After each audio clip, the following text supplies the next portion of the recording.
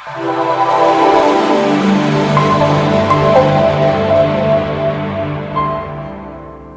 भी नमस्कार। अपने संबंध देख रहा बानी कार्यक्रम बातचीत। हम अनिल तिवारी के साथ में बानी चित परिचित व्यक्तित्व जिला विकास समिति के नाम चलल पूर्व सभापति जनार्दन सिंह छेत्री। कार्यक्रम में अपने के स्वागत बा। धन्यवाद अनिल जी। अपने संबंध के जिला के विवाद मिल गई। हाँ, विवाद छोटा मोटा विवाद है, तनका मन कर रहे है, कुछ समायोजन हो गए, सब बातचीत क्लियर हो गई बाटे। अब करीब करीब सब वार्ड तक के अधिवेशन भी हो चुकल बाटे, 3-4 गो बाकी बा और उस समझदारी में बिहान तक ले ओरा गई। हमने के जहाँ तक ले मालूम चलल बा कि बहुत सारा जैसे नगर पालिका के गांव पालिका के सारा अधिवेशन जिला के अधिवेशन स्थगित करके सिर्फ क्षेत्रीय अधिवेशन करके अपने संबंध महाधिवेशन में सहभागी होकर जा रहा बानी। बात सही है। अब आज छलफल भइल केंद्रीय निर्वाचन अधिकृत जे खट के आयल बटे पर्सा जिला में नरेंद्र केसी जी और केंद्रीय सदस्य आदरणीय रमेश विजाल दाई और केंद्रीय सदस्य अजय चौरसिया जी, पार्टी सभापति अजय द्विवेदी जी और सुरेंद्र प्रसाद चौधरी पूर्व मंत्री जी, इस सब लोग के बैठ के हमनी के छलफल करनी सन। छलफल कैला पर एगो बात के आयल कि तनका हमनी के बड़ा अधिवेशन लेट से शुरू भइल लेट से शुरू भइला के चलते समय नहीं के भ्याओ नगर आ गाँव पालिका तक के करे के समय नहीं के भ्याओ। का 16-17 के करीब में प्रदेश 2 नंबर प्रदेश के अधिवेशन बाटे और उन्हें जाके 25 करते से केंद्रीय महाधिवेशन बाटे। तो अभी इस सब अधिवेशन गाँव नगर यदि सब में लागल है तो हो सकता कि मानी कि बिहान कोनो डेट तो काई तो कोनो प्राविधिक कारण से उ दिन इलेक्शन ना भी हो सकता है, फिर बिहान बोले टाइम देवे पड़ी अथवा सहमति करे के टाइम देवे पड़ी। तो ऐसे टाइम के काबा की खींचातानी लंबे हो जाए तो बिहान के प्रदेश अधिवेशन यदि समय पर नहीं होकर आ क्षेत्रीय अधिवेशन नहीं होकर तो केंद्रीय महाधिवेशन के लिए महाधिवेशन प्रतिनिधि चयन ना हो सकी आ प्रदेश अधिवेशन के लिए प्रदेश महाधिवेशन प्रतिनिधि चयन ना हो सकी। तो उससे कहा कि परसा जिला वंचित हो जाए, दोनों अधिवेशन में भाग ले से वंचित हो जाए। तो यही से बोल के मोटा मोटी सहमति भइल कि नगर के आ गाँव पालिका के अभी थाती रख देवल जा और प्रदेश स्तरीय के क्षेत्रीय अधिवेशन के एकरा के संपन्न कर दिया जा आ केंद्रीय महाधिवेशन के भइला के बाद में दोनों के फेर कर दिया जाए। उसमें कोनो प्रॉब्लम नहीं के आवत, कोनो समस्या नहीं के, तनका टाइमिंग के नीचा ऊपर हो गए तनका। हमने के गांव घर में एगो कहावत बा कि जब आगी लागे तब कुआं खने जाए और ये अधिवेशन महाधिवेशन के अंतिम में जौन अपने समझ के यहाँ के विवाद सक्रिय सदस्यता के विवाद मिलल या और अभिन्न अधिवेशन हो रहा वार्ड अधिवेशन सब ये अपने समझ के गुटगत विवाद के कारण है कि जिला कार्य समिति के फेलियोरिटी है। अभी एकरा के कौन हिसाब से देखल जाए के अब सामान्य बात विवाद तो हर एक पार्टी में आवेला, हर एक पार्टी में होला, सामान्य प्रतिस्पर्धा होला, गुट उपगुट होला, ग्रुप होला, गुट होला उपगुट होला, उपगुट के भी उपगुट हो जाला। तो सामान्य बात हो में कोनो बड़का बात ना लगे। लेकिन अगर कि निश्चित रूप से क्रियाशील संस्था के जो विगत के दिन में जो वितरण प्रणाली हमने के परसा जिला में भइल वो बहुत गलत तरीके से भइल, सिस्टमेटिक तरीके से ना भइल। सिस्टम का होता है कि केंद्र दी जिला के, जिला दी क्षेत्र के, क्षेत्र दी प्रदेश के, प्रदेश दी गांव कमेटी के आ गांव कमेटी दी वाड़ा कमेटी के दी। लेकिन हमने के जिला में का बोल कि गांव कमेटी के वाड़ा कमेटी के कोनो मतलबे ना रहा। एक बार जथाभावी किस्म से अपना मनोमानी किस्म से गैर संवैधानिक तरीका से गैर वैधानिक तरीका से फॉर्म घर घर में गई जमुना के परिणति हो गई कि 3 महीना तक हमने के ओकरा समाधान करे में लगी सर। 3 महीना काठमांडू बैठे के पर लंबा समय तक काठमांडू बैठ के तो समस्या के समाधान कल गई। तो एगो निचोड़ आयल कि विवाद हो गई नया क्रियाशील संस्था में, तो निचोड़ आयल कि छानबीन समिति को निचोड़ एगो दिल कि अब का कोई जा तो नया में विवाद बा। ऐसे 13 महाधिवेशन जौन बाटे वो तो विवाद नहीं है, उमें तो सब कोई उमें भाग ले बा। तो ऐसे 13 महाधिवेशन के जो क्रियाशील संस्था बा ओकरा के एगो बटम लाइन ले जा आ ओकरे के आधार मान के हमनी के क्रियाशील संस्था के कुंगो लगाल जा, ऊपर सहमति हो गई। तो ऐसे कहा कि 3 नंबर क्षेत्र में खास करके 13 महाधिवेशन के आधार पर गई, 2 नंबर क्षेत्र में भी कुछ वार्डा में 13 महाधिवेशन के गई। लेकिन अब वो सब सामंजस्यता हो गई बा, विवाद सब मिल गई बटे। अब रगल के 2-3 गो वार्ड बाकी बाटे आज तकले में हमारा लगता है कि बिहान तकले में ओकर सहमति वो करे के निर्कोल हो जाए। और संगठनात्मक रूप में अपने प्रतिपक्ष के नेता रहल बनी, चूँकि अपने ये से पहिलका नेपाली कांग्रेस के जिला अधिवेशन में अपने अजय द्विवेदी जी हर ने अपने निकटतम प्रतिद्वंदी रहल बनी। जौन कार्य समिति के जौन कार्यशैली रहल बा, उ चाहे जिला कार्य समिति के विस्तार हो, विधान विपरीत अपने के 5 गो कि 6 गो उपाध्यक्ष लोग बा, सचिव लोग बा, ओकरा संगे संगे विगत के चुनाव में 4 क्षेत्र नेपाली कांग्रेस के माने हारल, एगो जबकि नेपाली कांग्रेस के गढ़ ह। ई अपने के विगत के कार्य समिति के कार्य से कितना संतुष्ट बनी? निश्चित रूप से विगत के कार्य समिति के एगो समीक्षा कल जाए तो एगो संतोषजनक कहम तो हम नहीं। काहे नहीं कि संतोषजनक कि रुआ बात उठौनी मनोनीत के जो उपसभापति के सचिव के नेपाली कांग्रेस के विधान में का बा कि सभापति मनोनीत करके कार्य समिति से अनुमोदन कर जाला। ये बात हम कार्य पार्टी के 1-2 मीटिंग भई रहे, कार्य समिति के मीटिंग ना जनरल एंगे मीटिंग भई रहे, तो उनमें भी हम प्रश्न उठा रही सभापति जी के कि रुआ जो मनोनीत कैले बानी, एक पहिलका नंबर तो विधान सम्मत नहीं है, विधान में 4-4 गो उपसभापति नहीं दिले, 4-4 गो सचिव नहीं दिले। दूसर का बात का बाकी रुआ एकरा के जो मनोनीत करी हो, एकरा के विधान में व्यवस्था बा कि कार्य समिति से अनुमोदन कराओ के, तो अनुमोदन भी ना करानी तो वैधानिक तो ना भइल, वो तो वैधानिक ना भइल, विधान के अनुसार से ना भइल। तो ऐसे ओकरा के हमनी के पहले भी प्रश्न हमनी के उठौले रही सर, बात भी उठौले रही सर। अब अगर का बा कि जौन विगत के दिन में हमनी के द्वंद्व एगो भइल और आपसी सामंजस्यता ना भइल, एगो आंतरिक व्यवस्थापन, पार्टी के आंतरिक व्यवस्थापन ना भइल, ओकर कारण भी कुछ हमनी के मार खेली सन, जिला में मार खेली सन, चाहे लोकल चुनाव में हो, चाहे संघीय में, चाहे प्रदेश में हमनी के मार खेले में निश्चित भाई लुकावे वाला चीज ना, सब जग जाहिर भइल चीज। तो अब का बा कि उससे एगो जौन विगत के जौन हमनी के त्रुटि कैले बनी सन, जौन हमनी के एगो सिस्टमेटिक तरीका से चले वाला काम ना करी सन, एउटा व्यवस्थित तरीका से कार्यकर्ता के परिचालन काम न करी सन, संगठन के सुदृढ़ बनावे वाला काम न करी सन, घर घर में जन जन में कांग्रेस के पुगावे वाला काम हमनी जो ना करी सन। अब ओकरा से पाठ लेके आगामी दिन में हमनी के एगो अभियान के रूप में ले जाएके पड़ी कि नेपाली कांग्रेस के जन जन के कांग्रेस बनाओ के, घर घर के कांग्रेस बनाओ के, व्यक्ति व्यक्ति के कांग्रेस बनाओ के, वो अभियान लेके हमनी के आगे जाए पड़ी और पार्टी के सुदृढ़ करके ले जाके जाए पड़ी, ओकरा के पार्टी के एगो परिचालन करके ले जाके पड़ी, एगो वैज्ञानिक सोच से, एगो वैज्ञानिक तरीका से, योजनाबद्ध तरीका से, एगो मूल्य कांग्रेस के जो एगो मूल्य और मान्यता बा, प्रजातंत्र प्रति के निष्ठा बा, उ निष्ठा के साथ में हमनी के आगाड़ी बढ़न सन, घर घर में जाए सन। तो निश्चित बा पर्सा जिला के जो गढ़ रहा कांग्रेस के, जो पहले गढ़ कह जाता रखो, फिर हमनी के पर्सा जिला के कांग्रेस के गढ़ बनावे के संभव हो सकता। अपने के जिला सभापति में फिर चुनाव लड़ जाएगी, केंद्र में जाएगी? हम जिला सभापति में हमारी इच्छा रखे, पार्टी नेपाली कांग्रेस के पर्सा जिला के जिला सभापति में, पार्टी के सभापति पद में हम आकांक्षी बनी और वही में प्रतिस्पर्धा करे के हमारे विचार बने। विगत के चुनाव में भी अपने लोकप्रिय उम्मीदवार रही, एकदम चर्चित उम्मीदवार रही, चुनाव के अंतिम दिन तक ले रुआ जीतन को के लगभग 4 वर्ष से चर्चा रहे, लेकिन अपने क्षेत्र के अपने नेता लोग से चुनाव अपने हार गए। नहीं अपने को विश्वास बा कि अब जीत जाए?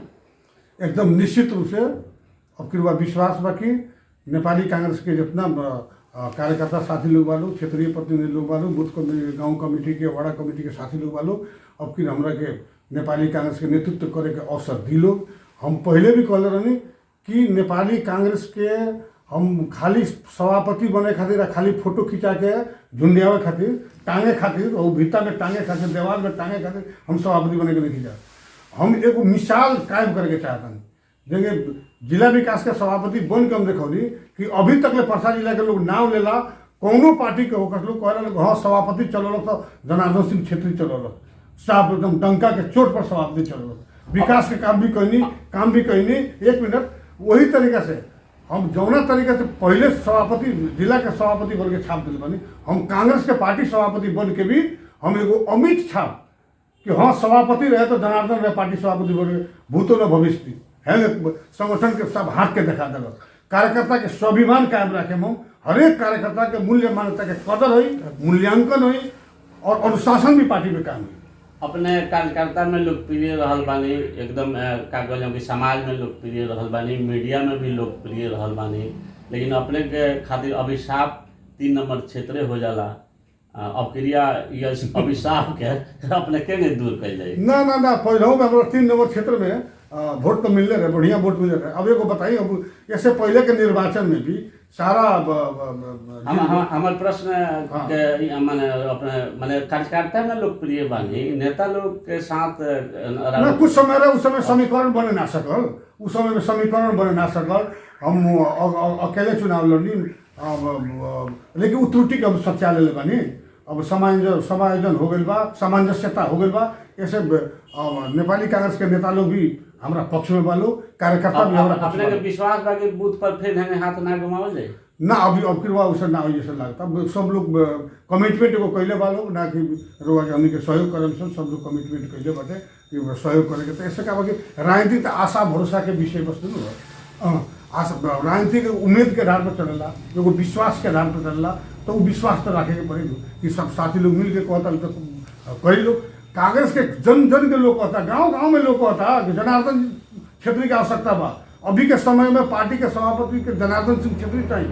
हम क्या कहते जाके सर्वे करी, गांव में हरेक लोग कहता, हरेक क्षेत्र में लोग अपने तो जितना पुरान बानी, अपने तो सर्वसहमति से होकर के चाहिए चुनावे का एकदम सांदर्भिक बात उठौनी है, सांदर्भिक। अब हम तो सब साथी लोग से आग्रह करें, हम सब पार्टी के नेता लोग से भी आग्रह करें कि एगो सहमति के प्रयास में कैल। क्या तो हमारा समकालीन सब लोग सभापति हो गए। हाँ, तो अब रह गल कि हमारा समकालीन मध्य में अब उ काल के, उस समय के, उ कालखंड के, वो आंदोलन के राज ताप सब अनुभव कर मध्य में एगो हमारी एगो अभी बाकी बनी।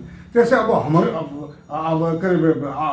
इच्छा रखत, आकांक्षा रखत तो जाई तो बैठे। अब तो कांग्रेस में 58 वर्ष के हो गए, जब कहिए अब सभापति के उम्मीदवार बने तो अब तो लायक तो बढ़ले बने। तो उससे सब साथी लोग से आग्रह करें कि मिलजुल के एगो सहमति के आधार पर डाल जाऊँ कि एगो जिला में एगो हमने के एगो मैसेज डालो कि कांग्रेस एक ढिका बा, परसा जिला के कांग्रेस एगो बा और एक ढिका हमने के बन के जान से तो कोई ताकत नेपाली कांग्रेस के परसा जिला में रोक नहीं कर सकता।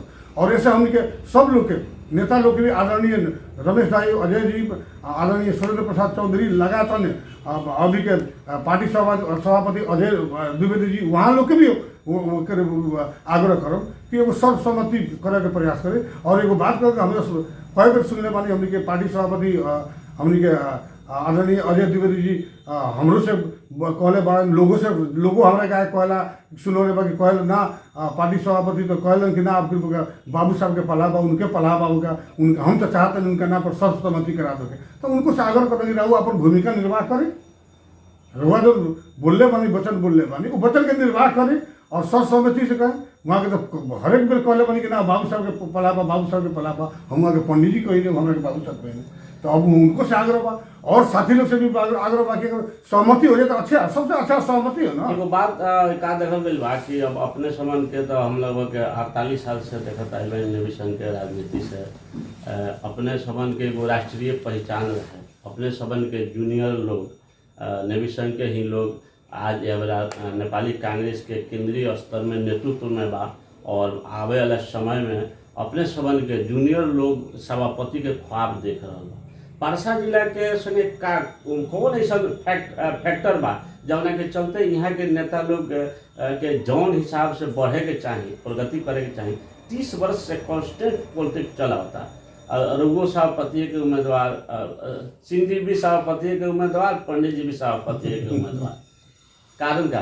अरे कारण का बात बा कि अभी परसा जिला के अवसर ना मिलने की बात नहीं है। परसा जिला से बहुत अवसर मिले बा। यहाँ के आदरणीय रमेश जाल नहीं भी वहाँ भी केंद्रीय सदस्य भइल बनी। आज बाद 2 नंबर क्षेत्र के महाधिवेशन के संयोजक भी बड़का, बहुत बड़का कांग्रेस के जो महायज्ञ हो रहा बा, महाधिवेशन हो रहा बा, एकदम ऊर्जा बा, उत्साह बा, उमंग बा, गाँव में उमंग बाटे, वार्ड में उमंग बा, सब गर्दा गाँव में उड़ गई बाटे। देखी कांग्रेस के एगो खाली वार्ड अधिवेशन होता तो बुझाता कोनो पार्टी के आम सभा हुआ और पार्टी के आम सभा हमनी को वार्ड अधिवेशन बराबर होता। सब गाँव में गर्दा उड़े देखी सब युवा युवती वृद्ध लेके सबके सहभागिता बा। रोवा देखा मीडिया में आ रहा बा।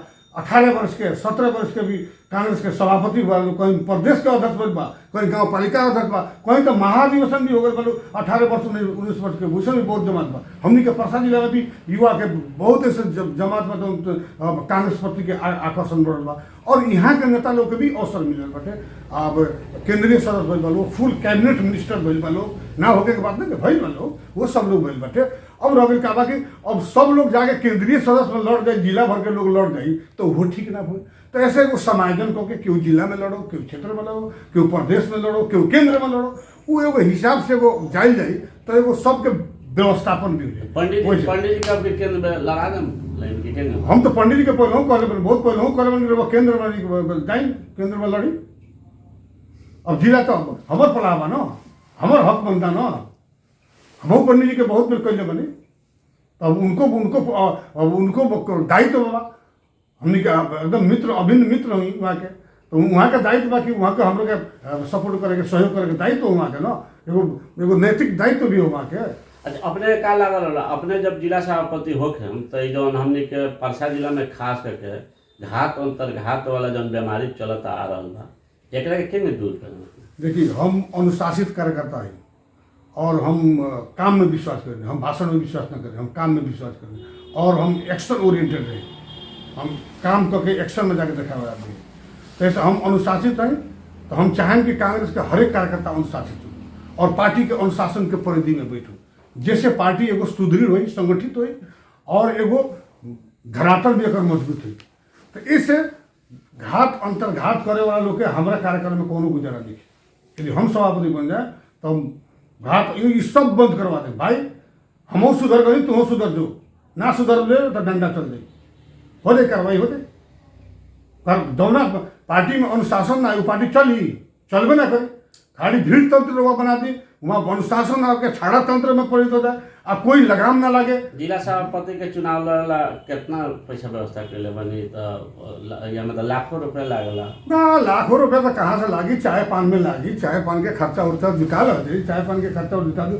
बहुत पार्टी के साथी लोग वालों हमारे तक का केहू खाना खिला दी, केहू चाय पिया दी, केहू टेंट लिया दी, केहू कुर्सी लिया दी, बहुत लोग ऐसा मालूम भइल का कि ना एगो वार्डा में 40-40 हजार में वोट किनाई ख बिकाई ख आ वहाँ जाके ना नहीं कैसन बात है, कैसन कहीं हल्ला बाहर लोग हल्ला कहता हैंगे वैसन बात कहीं कांग्रेस के कार्यकर्ता बिकाऊ नहीं के, कहीं कांग्रेस के कार्यकर्ता के कीने वाला कोई मत पैदा नहीं के। अब फिर के जिला अधिवेशन में वोटर के बंद करे वाला काम ना हो, पहले नहीं केवल अभी ना हो, छलफल हुई, विचार विमर्श हुई, सब हुई, लेकिन बंद काहे पहले कांग्रेस के कार्यकर्ता स्वतंत्र बटे। अपने के चुनावी एजेंडा का रही बुंदागत रूप में, और हमने के का कहल चैनल देखे वाला अंत में दर्शक से अपने का कहे के चाहें? देखिए, हम का कहता नहीं कि हमार सबसे महत्वपूर्ण एजेंडा का बा कि कांग्रेस के सबलीकरण करे के, संगठित करे के, अनुशासित करे के, वैसन कांग्रेस बनाए कि सबल होके, सक्षम होके, अनुशासित होके, मूल्य और मान्यता के आधार पर आधारित होके वैसन कार्यकर्ता पैदा करेंगे, वैसन पार्टी में वो परिपाटी भी बैठा होके। तो हमार मूल्य उद्देश्य बा कि पार्टी के एगो संगठन के जौन चुस्त दुरुस्त बनाओ के ओकर अभियान में हमरा लागे पड़ी। अब जौन अभी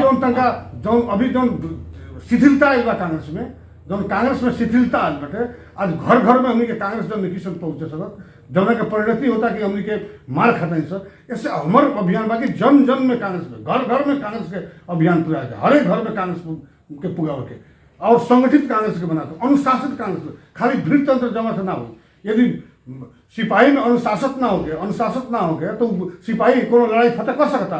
तो ऐसे अनुशासित जमा के संगठित और परसा जिला के जो पहले कांग्रेस के किला रख किला के रूप में स्थापित करेगा हमारे एजेंडा हुए। मीठ बोली सुने के कार्यकर्ता के जो आदत बैठ गई बा, एकदम कौनो बात में एकदम माने हाँ हम हो जाई कह के जो आदत बैठल बा, अपने तो स्पष्ट वक्ता बानी, काड़ा बोले वाला बानी, तो ये कैसे दूर कर सकते ना? कौन बात का हम मीठे बोली नहीं, देखी बात नहीं है, लेकिन रह गई बाकी हम यथार्थ पर बोल दे, हम जो देखे तो हम बोल देंगे। हम पेट में एगो मुंह में एगो हमारा ना रहे, हाँ गयो हूँ बछरुओ हूँ, वो प्रवृत्ति हमारा में नहीं है। हम रोगा हमरा लगे आयम कोनो काम लेके कार्यकर्ता वाला तो होके वाला रहा तो तुरंत हम कह देने हुई। हम बहुत कार्यकर्ता का तो विरोध ना बोले फोन करे तो कहला कि भेंट करे हम पूछे का काम बा मैंने कार्यकर्ता के बिना काम के वहाँ से बोले हम तो आई तो 1 लीटर पेट्रोल लगी नाश्तो 100 रुपया खाई तो 2-250 रुपये तो ओकर खर्चा हुई भी कमती में होते 2-250 रुपये खर्चा हुई तो धान बेच के आई। सब कार्यकर्ता तो बिजनेसमैन नहीं करूँ व्यापारी तो नहीं करूँ तो ऐसे हम तो फोने पूछ रहे हम बहुत लोग का काम फोने पर उड़वा देंगे होके वाला पर तो फोन रहेंगे बात रहेंगे हम फलना जगह कह बता कह दे फलना से भेंट करो हैंगे बा होंगे बा काम कर दे। और जो साथी लोग आवेला हमरा से होके वाला रहला तो हमारे एगो स्वभाव बा देखी अब एकरा के गुण कही चाहे अवगुण कही जौना रूप में व्याख्या करी कि होके वाला काम बा कि होके वाला नहीं के हम चटपट जवाब दिले देख लें कि होके वाला बात कह हो जाई ना होके वाला कह के बाबू ये माफ करियो ये झूठ बोले वाला आ 5 दिन डोरे वाला काम वो हमारा से ना भइल बा ना होई वैसे प्रवृत्ति के राजनीतिक कर्मी हम ना है कि 5 दिन तक कार्यकर्ता के दौड़ाते हाँ हैने करता नहीं तो हुनका कह देनी हुनका कर दे तो वो सब ठीक बा कुछ लोग के लागे लगी कड़ा बोल देवे कड़ा बोल लेकिन बाद में कहला कि ना ठीक बोल लेंगे कम से कम 10 दिन तो दौड़ाओ तो नहीं खनू। अपने परसा जिला वासी के ई कार्यक्रम के माध्यम से का कहे के चाहें हम देखी का कहता कि अभी के परिस्थिति में कांग्रेस की आवश्यकता बाटे 2/3 बहुमत आई करीब करीब कम्युनिस्ट पार्टी के देखनी ना बानर अपने घर में बनावे ना दूसरा घर बनावे जाला बानर लाखा लड्डू छीट के अब तहस नहस कर दिलक कम्युनिस्ट पार्टी देश के ना सरकार चल सकल ना देश चल सकल ना जनता के लिए कोनो राहत के पैकेज आ सकल। कोरोना में भी दवाई में भी भ्रष्टाचार कोरोना के खोप लिया में भी भ्रष्टाचार वाइट बॉडी में भ्रष्टाचार सुनकांड में भ्रष्टाचार में केपी ओली की सरकार उड़ा गई और विवाद में उड़ा गई। रचनात्मक काम देश के जनता के देखे वाला काम और जनता के महसूस करे वाला काम ये गुना कर सकल। हाँ तब ऐसा सरकार बन गई तो उसे जनता लोग मूल्यांकन करता और कुछ और पार्टी के जो प्रदेश में सरकार बनल लोकता कोनो कहता साइकिल चोर कोनो कहता कि बोरिंग चोर कोनो कहता कि मोटर चोर। हाँ सब में कमीशन तंत्र में प्रदेश सरकार भी डूबल बा। प्रदेश के हम सुनले रहे कि उप सभामुख के सभामुख के 2 बेर अध्यक्षता में छानबीन कमेटी बने रहे छानबीन कमेटी कह दिल कि भ्रष्टाचार भइल बटे। हाँ लेकिन भ्रष्टाचार के छानबीन ना भइल करवाए नहीं अब आगे अख्तियार छापा मरले बा। हाँ तब हल्ला कैले बा लोग प्रदेश सरकार में आगे अख्तियार छापा मार दिलक है सही एवं मुख्यमंत्री जी तो कोई बार मीडिया में अपने बोलने पड़ा कि अख्तियार के हमरा की आके देखी लगन हमरा की आके देखी तो मुख्यमंत्री जी तो अपने अख्तियार के न्योता जब दे दिल तो न्योता खाए आ गई तो कौन अब दुख का कैले बा अब छटपटेला से कुछ हो बा न्योता दे देनी लोग हम तो हमारे घर में ना आए तो पहले ही मुख्यमंत्री जी न्योता दिले कि अब हमारा प्रदेश में आके हमारा कार्यालय में आके अख्तियार देख सकता तो आज तो लोग कहता मुख्यमंत्री जी की साइकिल चोरा फिर कहते तो रोगा बड़ा कड़ा बोल दिले तो हम नहीं करते सारा जिला के लोग कहता मीडिया में आता तो ऐसे क्या भाई इस सब लोग के प्रदेश के सरकार भी देख रहा अपना के तत्कालीन राज्यपाल और जसपा मिल के बनल वो देख ले गल कि आज पूरा छिया लेदर हो गई सरकार के छिया लेदर हो गई गाँव में लोग गरिया होता गाँव में गरिया होता शहीद के 50 लाख मधेश के शहीद के 50 रुपये मिलल। अब मुख्यमंत्री इंटरव्यू में बोल रहे हम कहा कहले बन हम नहीं कहले तब इंटरव्यू में पत्रकार पूछ दिलक तो राहुल पार्टी के नेता कहले तो उ लोग से पूछी ना हम कहा कहले इन लोग घर से आवत मानी कि 60 आदमी लग 50 लाख रुपया किस्ता में दे दी 5 वर्ष में अरे बस 10 करोड़ जाई तो का बिगड़ जाए वाला बा लूट के खाए खातिर आ शहीद के जो भइल बा मरल बा मधेश आंदोलन मरल बा ओकरा के नहीं के हमनी के सरकार में रहती सन पूरा के पूरा दिवा दी सर 10 करोड़ जाई तो जाई शहीद भइल बा अनाथ भइल बा जाई कार्यक्रम में अपन अमूल्य समय अवश्य समय देनी हमरा के रोगो समय देनी हमरा के बहुत बहुत धन्यवाद बा। फिर भी हम कहम परसा जिला के जनता लोग के कि कांग्रेस के साथ में आए लोग अभी देश के चलावेला कांग्रेस ही हो बाघ बकरी के एक जगह रखे वाला कांग्रेस पार्टी हो कौनो पार्टी में दम नहीं कि बाघ बकरी के लेकिन कांग्रेस पार्टी हो धनी गरीब हिंदू मुसलमान सब मजहब के लोग सब धर्म के लोग सब जात के लोग के कांग्रेस एक जगह लेके चले वाला मध्यमार्गी पार्टी हो। यह पार्टी से देश के विकास हुई राष्ट्र के कल्याण हुई ऐसे कांग्रेस के पक्ष में लागे के आवेला दिन में प्रसावासी से आग्रह करम और पुनः नेपाली कांग्रेस के संपूर्ण क्षेत्रीय प्रतिनिधि लोग के गाँव वाड़ा कमेटी के साथी लोग के और जितना निर्वाचित भेलवा पार्टी के साथी लोग के हम हार्दिक शुभकामना देवे चाहता नहीं और आवे वाला दिन में नेपाली कांग्रेस के नेतृत्व संभाले के हमरा के एक बार मौका दिलगन सबके देखनी बार हमारा के देखी एक बार बस सिर्फ एक बार। दर्शक बिन अपने समन के वीडियो अच्छा लगी तो लाइक कर जाई, कमेंट कर जाई, सब्सक्राइब कर जाई। धन्यवाद।